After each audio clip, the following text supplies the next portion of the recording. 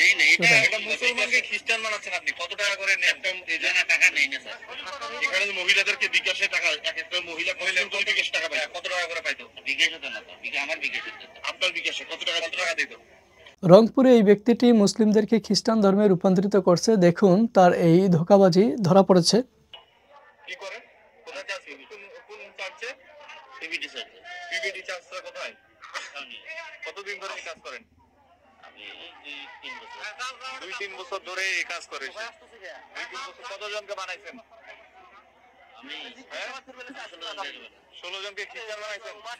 মুসলিম থেকে 16 জনকে মুসলিম থেকে খ্রিস্টান বানাইছেন। তারা আবার মুসলিম হয়েছে। আবার মুসলিম হয়েছে কি? আপনি মানে এলাকার চাপে? না, আমি আপনি খ্রিস্টান ছিলেন, বুঝলেন? এখন মনে হয় এখন খ্রিস্টান আছে। এটা কি লোক লালনের কি?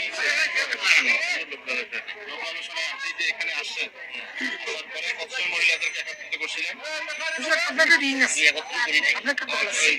আপনাকে কল আছে। না না, প্রস্তাব দিয়েছিলাম। প্রস্তাব দিয়েছো?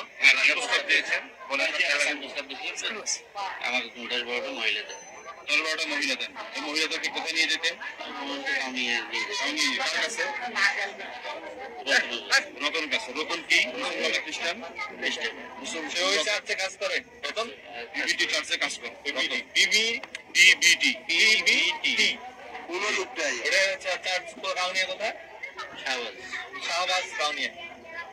এখন হচ্ছে যে আপনি যে এদেরকে নিয়ে যেতেন, রতনের কাছে নিয়ে যেতেন, আপনার এখান থেকে ওই মহিলাদের যে নাম ওদেরকে দিতেন?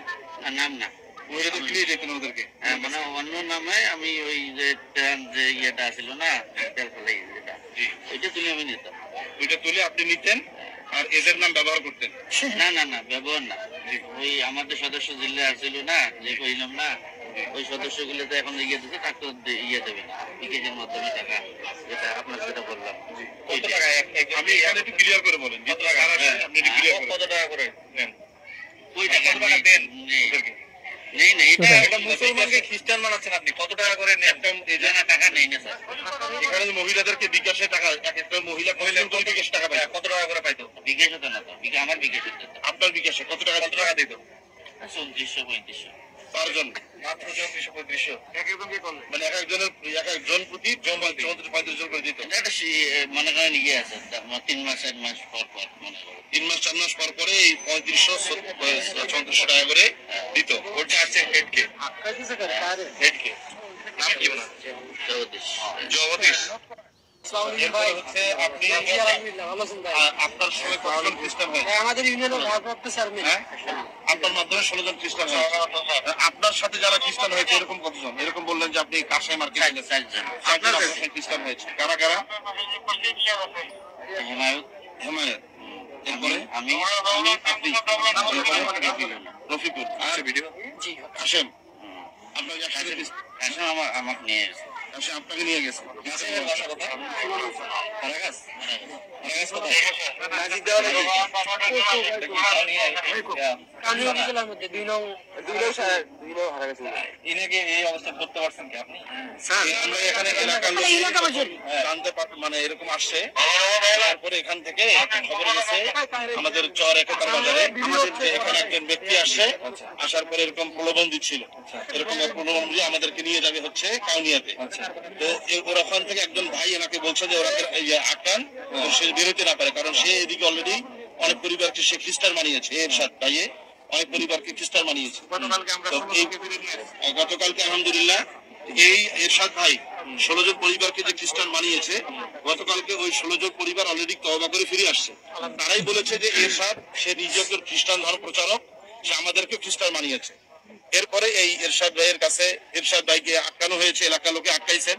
এরপর আমরা এখানে আসছি, আসার পরে তার কাছ থেকে আসলে জবানবন্দি নিয়েছি। এলাকার মানুষ তো সর্বসাধারণ মানুষ কিছু বুঝতেছে না, খালি জানে যে খ্রিস্টান, কিন্তু কি খ্রিস্টান কিভাবে প্রচার করতেছে। আমরা তার কাছে আসছি, এখানে আসার পরে তার কাছে জবানবন্দি নিয়েছি। আমার মোবাইলে সবকিছু রেকর্ডিং করা আছে। এভাবে বাংলাদেশের বিভিন্ন প্রত্যন্ত অঞ্চলগুলোতে এভাবে খ্রিস্টান মিশনারিরা তারা কাজ চালিয়ে যাচ্ছে, বিভিন্ন ধরনের প্রলোভন দেখিয়ে মুসলিমদেরকে খ্রিস্টানে রূপান্তরিত করছে। ধন্যবাদ জানাচ্ছি এখানকার আইনশৃঙ্খলা বাহিনী এবং সেইখানকার সচেতন স্থানীয় ভাইদেরকে, যারা এই ব্যক্তিকে প্রতিহত করেছেন এবং আইন শৃঙ্খলা বাহিনীর হাতে তুলে দিয়েছে এবং এই ব্যক্তিটি সম্পূর্ণ প্রতারণার আশ্রয় নিয়ে সাধারণ মুসলিমদেরকে ধোঁকা দিচ্ছে। এদেশের প্রচলিত আইন অনুযায়ী একজন ব্যক্তি তার ধর্ম পালন এবং প্রচারের স্বাধীনতা রাখে, কিন্তু তিনি সম্পূর্ণভাবে আইন লঙ্ঘন করে তিনি কাজগুলো করছেন এবং এখানে আইন কাউকে প্রলোভন দেখিয়ে ধর্মান্তরিত করা বা ধর্মে আহ্বান করা যাবে না। কিন্তু এখানে দেখুন এই সংস্থা এবং এই খ্রিস্টানরা সাধারণ দরিদ্র মুসলিম পরিবারগুলোকে আর্থিক সহায়তার নামে প্রলোভন দেখিয়ে তাদেরকে খ্রিস্টানে রূপান্তরিত করছে, যেটা আইন লঙ্ঘন। এবং কোরআনের বিভিন্ন বিকৃতির মাধ্যমে তারা কিন্তু মানে খ্রিস্টান তৈরি করতেছে, কারণ তারা তো কোরআন হাদিস জানে না সাধারণ মুসলিম। এই কারণে তাদেরকে বিভিন্নভাবে অপব্যাখ্যার মাধ্যমে ধোঁকা দিচ্ছে, যেটা ধর্ম অবমাননার শামিল।